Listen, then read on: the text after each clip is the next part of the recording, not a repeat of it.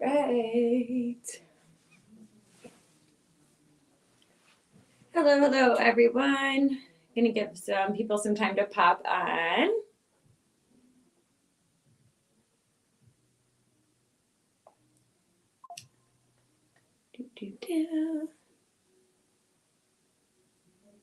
So, probably gonna repeat this, but this is for the people who are watching the live later on and haven't popped on yet. But today I'm going to talk about the facts and fiction of witchcraft, or just like spiritual practice in general. I want to talk about a lot of the misconceptions that we hear pretty often when it comes to the practice, and some of the things that people may not fully understand. So this will kind of help us to differentiate between what really is kind of like modern day witchcraft and what is some of the stuff that maybe you see in the movies, or people might have certain judgments on. So and I'm going to go over a couple books that will kind of tell you how to curate your craft to be specific to you and to what feels right for you. So to start off, I want to talk about what I hear very, very, very often in the store. People saying that you cannot purchase your own tarot decks, or saying that the deck will not work for you if you purchase it for yourself and if it's not gifted. Some even professional readers believe in this misconception there. Me personally, I think a tarot deck is a wonderful thing to receive as a gift, but buying it for yourself, there's a certain magic in that too, because you're getting ones that specifically you are attracted to and seem to fit your energy, your vibe, and are something that you might want to use. So when it comes to buying tools for our practice, we want to make sure that it's something that fits our practice. If somebody else is buying those items for us, we may not be as connected with them as maybe if we bought them for ourselves. So I personally have probably about 50 Oracle and Tarot decks at this point, or at least very close to that number. So I have quite a few, and I've bought just about every deck for myself. Now, granted, working at a metaphysical shop, of course, I can't really leave very often without getting myself a little treat or a little present. But I've bought all my decks for myself. I've never had an issue with that. So if you are considering buying them, don't feel like you can't get them for yourself. It will work just fine as long as, you're connected to that energy. So that's one of the main misconceptions that I hear. And again, all of you feel free to pop on and comment, whoever's watching, kind of some questions you might have, if something is fact or fiction, or just, if you have any commentary on what I'm saying here. But yeah, that's the first one, and the most common one that I hear is that you cannot buy your own. Okay, so Melanie here asked, do they make decks for reading pets? That is a very good question. I do not personally know of a deck that is specifically for reading pets. That being said, that does not mean one of those does not exist. What I think is you could really use any Oracle deck that you would use to communicate with anybody, right, and get those informations across. There's also quite a few decks that are specific to animals, so using one of those might be putting your intention out there that you want to connect with animals or pets that have passed. We also do have somebody, I don't know if she's on right now, but her name is Chris Burke, I think. So she's sometimes at our psychic fairs, but she is an animal communicator, both with animals that are living and animals that have passed on. So if you were ever interested in purchasing a reading and having someone do that for you, I would definitely recommend her. So yeah, that's the first thing is, that the misconception that you can't buy your own deck. I do also want to talk about the misconception when it comes to saging or cleansing your home. So a lot of people will say that you need to leave, and I was one of these people, or at least this is what I was taught initially, that you need to leave a door or window or something open when you are cleansing with the white sage so that the negativity has somewhere to leave.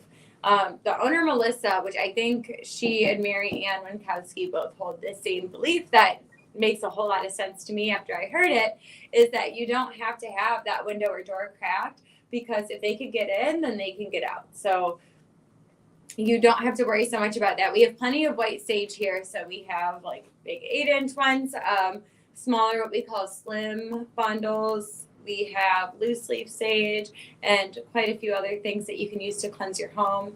But no, you do not need to leave a door or window open. I will say, though, you do need to have quite a bit of smoke and make sure that you're getting closets, under the bed, attics, crawl spaces, all of these areas that maybe you wouldn't initially think you would have to cleanse or try and get spirits out. But think about where they're going to hide. They're going to go somewhere that the smoke can't get to. So just make sure you're doing it really thoroughly. But no, you do not need to have a door or window open in order to cleanse. So does anybody have any other questions about cleansing or how you would go about doing that? One of the things that I like to do is I'll sprinkle salt in my kitchen and then, sweep that up. So I'm cleansing that area. Same goes with like a little bit of salt in my living room before I vacuum. That's a really great way to cleanse and consecrate your space. Now, I am not one of, like, people kind of make the joke that cleansing is like the witchcraft version of like, oh, did you turn it off and turn it back on? Because that's what a lot of people will recommend for just about anything. Now, cleansing is really important because you do want to get that kind of negative or yucky energy off of stuff. But it is not something like, I maybe don't do it as often as other people would, or it's not something that I hold to super high importance. So if I feel like it needs a cleanse, like if energetically it feels sticky, it feels yucky, stagnant, then I'm going to cleanse it. But it's not something that I feel like I have to do every single time, if that makes sense. So it really is all up to you. And that's kind of what I want this talk here to be about. It's talking about creating your own craft, creating your own belief system and patterns of belief. So taking what feels right and letting the rest go. So in that same vein, I'm going to kind of talk about a couple books that I feel like really help you to curate your practice to your specific beliefs, which is very important in my opinion because it feels more personal to you. So the first one I'm going to talk about is A Witch's Guide to Crafting Your Practice. The cover is super visually appealing. This is by Lisa McSherry. I have a couple things bookmarked or set aside here. So the first chapter talks about like a book of shadows. I don't call it a book of shadows because that's kind of actually like a Wicca term. I call it a grimoire. Same thing though. This is going to be your book where you write down your own belief system. I like to write down almost like a mission statement in the beginning. Also put some sigils in there so that nobody who I don't want to read it will be able to read it. And I put my own original spells that I write down. There's references that I'll put in there, different correspondences. I think the first grimoire I started was mainly like information I got from others. But then the second one that I'm starting because I filled the other one up is my own original beliefs. So original spells that I write. Different belief systems that I hold that maybe don't align with other people's completely, but it's mine. So that's why it's going to be in my grimoire or my book of shadows. So just because other people might not necessarily agree with you doesn't make your beliefs any less true. So this is kind of interesting too. So then it talks about making an altar. Something I never really considered was they're talking about where to place your altar. So they say that if the altar's in the center, it's the best for like group rituals. Altars in the east is relating to air. In the north, it'd be relating to earth, west, water, and south, fire. Yeah, I guess that surprises me a little bit because for me, I put my altar in the area of the house that I'm in the most. So, or that feels the most sacred to me, I should say. Also in the place that it's going to be touched the least. So if you're like me and you have a kid and 2 cats, yeah, it's tough to have people not touch your altar. That being said, though, I'm not one of those people that gets like really, really worked up about it. As long as I trust that person and trust their energy, if they're touching my stuff, I'm not that concerned about it. So again, that just like talks about how people are different and our belief systems are different. And also, too, the type of altar that you're going to create will be different depending on the type of witchcraft you practice. So if you're like me and you're a kitchen witch, a green witch, the altar is probably going to be in your kitchen because that's where you're at the most of the time. Or, maybe you have an altar dedicated to peace and self-love, and you're going to have that in your bedroom because that's where you sleep and recharge and relax. So it really does depend on what you're trying to bring in.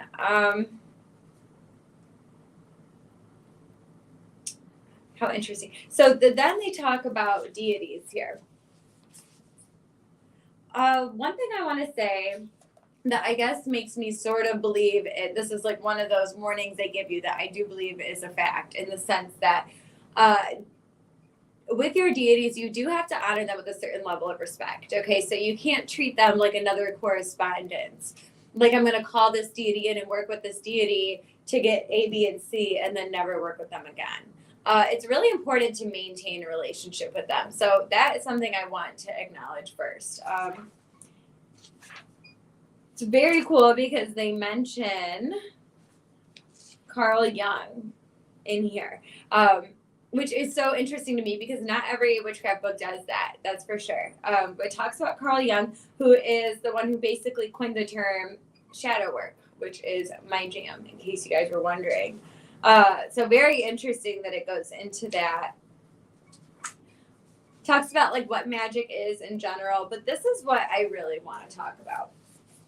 This is called the Witch's Pyramid. So this is basically a formula for manifesting, a formula for bringing about change, and a formula for magic or witchcraft in general. It is very important to know because it really helps you to build that manifestation process, okay? So it starts off with to know, which is, that's the knowledge that you need. It's knowing yourself. It's knowing what you want to accomplish. Knowing your craft, knowing your beliefs, to know. And then there's an activity that goes along with that as well. So a way to help you know what it is that you want to do.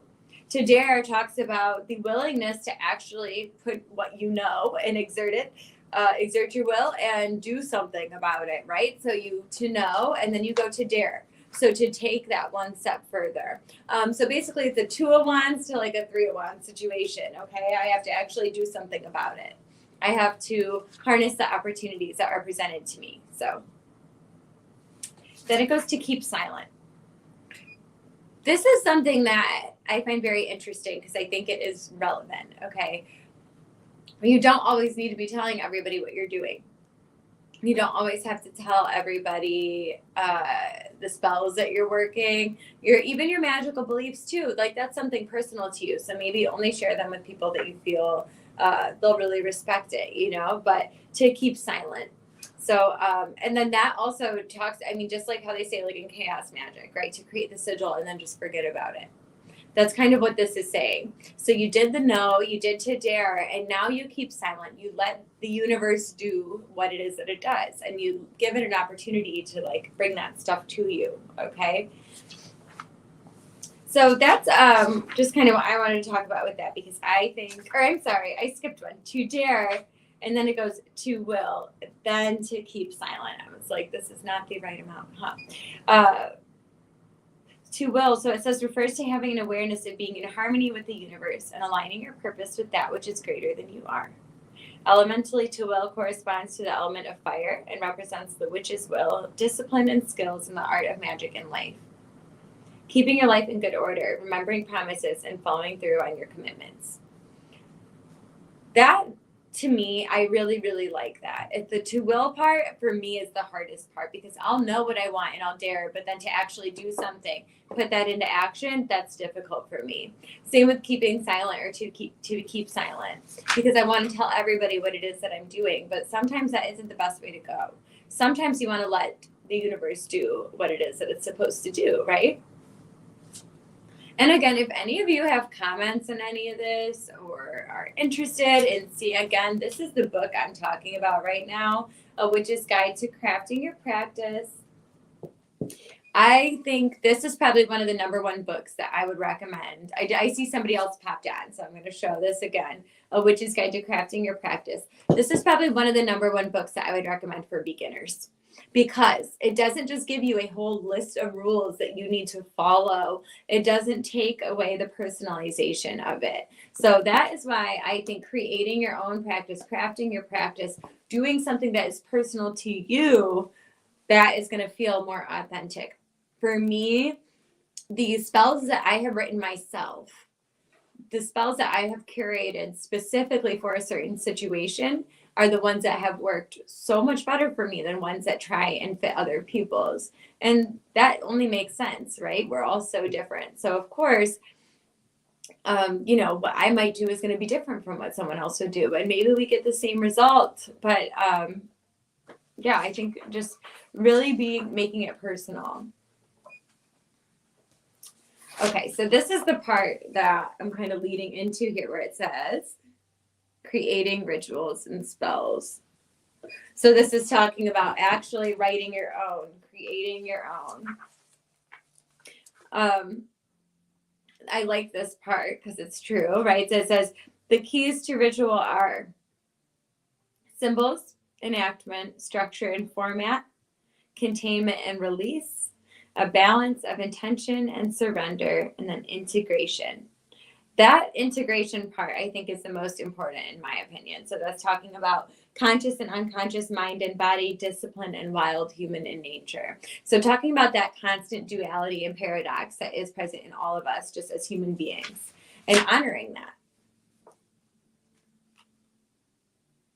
So this is something I want to acknowledge too. So it says many of us who came to witchcraft from other religions have minimal or even negative experiences with ritual.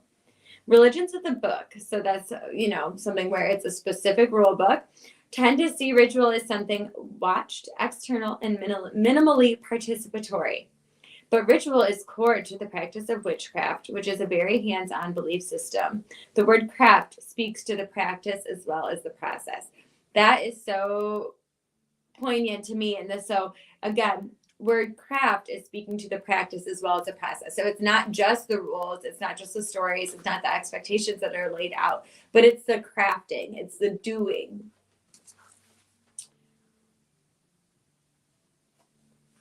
So it talks about too how ritual is different.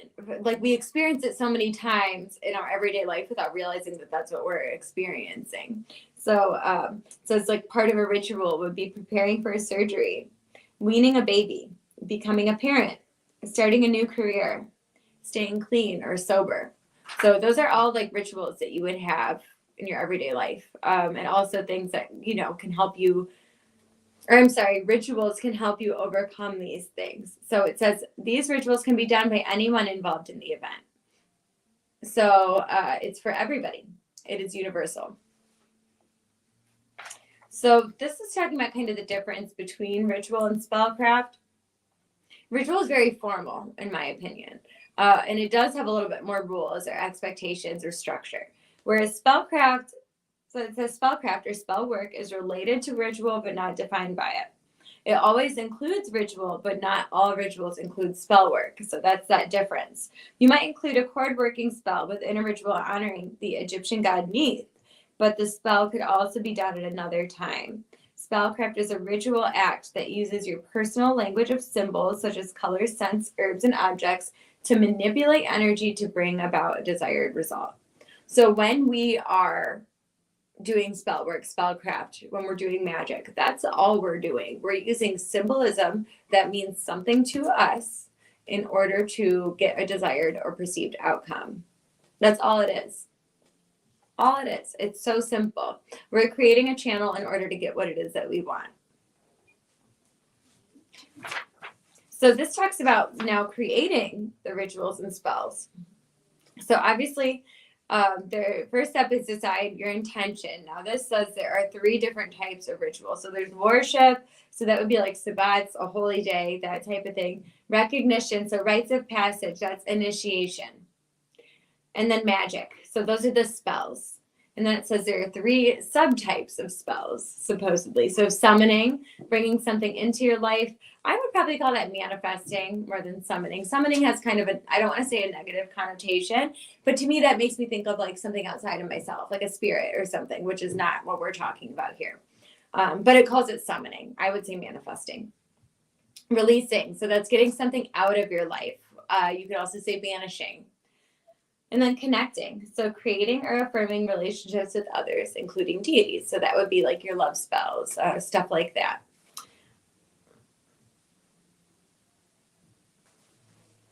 You want to be very detailed about what it is that you want. And then you have to raise that energy to get it. So you could dance, you could drum, circling, meditating, chanting. All of those things are helping to add energy into the work that you're trying to do.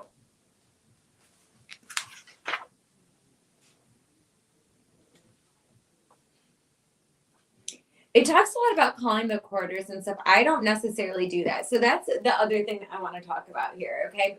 Your magic does not have to be, you don't have to follow the rules like how everybody else follows the rules. If you don't want to call the corners, don't call the corners. If you don't cast a circle, you don't have to cast a circle. It's different for everybody. And a lot of those are really wicked belief systems or core beliefs anyway. But I personally do what feels right to me because that's how I'm going to get the desired result that I want, right? So yeah, just having a level of understanding, I guess, is what I'm trying to say. So, and being open-minded as far as how the results might come to you. The other thing too, though, is being specific about what it is that you're asking for. So that was this book that I talked about, again, A Witch's Guide to Crafting Your Practice. But now I'm going to talk about spells from scratch. This is how to craft spells that work. The reason that I am bringing these up and these books are relevant to the subject is because we're talking about fact or fiction. Now, with witchcraft, a lot of the time, they'll say like that you have to follow all of these rules or follow a ritual step by step, or you can't do any substitutions, or you can't do this, you can't do that. These books put the power not external but internal into what it is that you want. So if that's something that seems like, you know, something you would be interested in and that's a practice that you would want to have, these books would be a good idea for you. This is by Phoenix Silverstar, so pretty sick name if you ask me.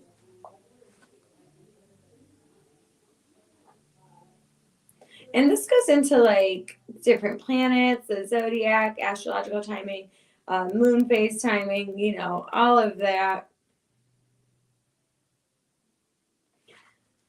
Goes into different deities. This is what I like, symbols and sigils. Okay, so that goes into the different symbols that you can use. Using those different symbols in order to bring what it is that you want. It talks about invoking and banishing pentagram and how the different ways that you trace it has different relevance. Yeah, it just goes into the different, goes into Elder Futhark runes. I like this elemental correspondences. So even if we're talking fact or fiction here, okay, so even if you're writing your own spells, even if you are doing your own ritual and you're not following something from a book, you still kind of want to go along with some like typical correspondences. Like there are some kind of hard and fast rules in the sense that, you know, like certain crystals I'm not going to use for love spell because they just aren't relevant to that. You know what I'm saying? So there are some outlines that you might want to follow, but it's not, like I said, set in stone in that way. This part was really interesting. So this has talks about thought forms. So the thought form is a creation of yours that you have given life and name and a specific task or purpose. Thought forms are useful when you need a spell to work continuously over an extended period of time, such as protecting your home or giving you the strength to stick to a healthy diet. Thought forms can be merely energetic, or they can reside in an object, often a statue. Broadly, a thought form is created when you visualize its appearance and concentrate on its purpose. Instilling your emotions into a thought form can help solidify its purpose. I really like how this talks about using your emotions in your craft or in your working. They're very powerful. Use them to your advantage, right? So first, when you're creating a thought form, you're going to define its purpose. Think about why you're making it and be precise. Once you've written down the purpose, write an incantation for each of the elements. So make the incantation describes the elemental aspects of the thought form's purpose. So think about then the name. It could be an acronym, all of that, and then decide where you want it to reside or if it's purely energetic. So it's saying if you want it in an object, there's a few steps that you have to take. Get some dirt or cornmeal to cleanse the object. You can use salt, but remember it will cleanse the object completely of any and all energies, even good energy. If you use salt in another substance, you must use the salt first.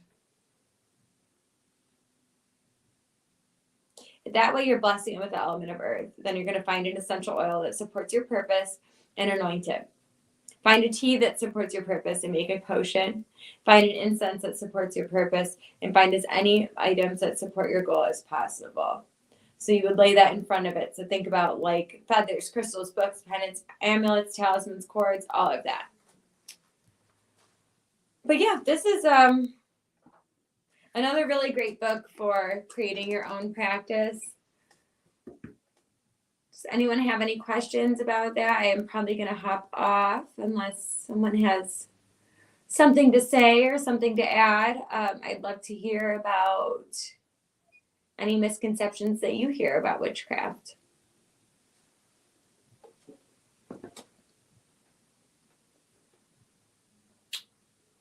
All right.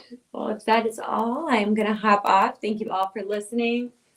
Again, these are the two books that I talked about today.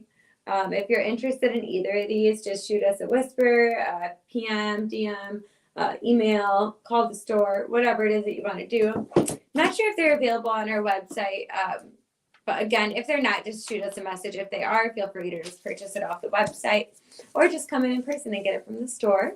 But anyway, thank you all so much for listening. I hope that you have an amazing week until I see you next time. And next week, I think we're going to be talking about Yule and celebrating Yule. So make sure to join me for that. Thank you.